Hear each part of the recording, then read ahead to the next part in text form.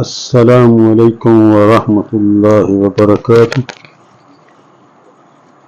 دین و دنیا چینل میں خوش آمدید۔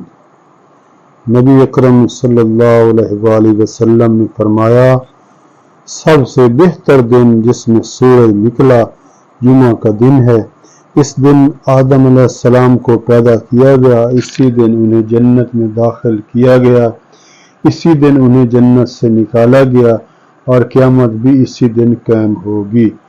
امام ترمذی کہتے ہیں کہ ابو ہریرہ رضی اللہ تعالیٰ عنہ کی حدیث حسن صحیح ہے۔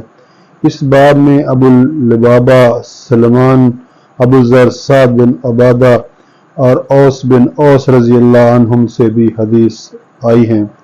سنن ترمذی حدیث نمبر 488۔ چینل کو لائک کریں، سبسکرائب کریں اور شیئر کریں۔ شکریہ۔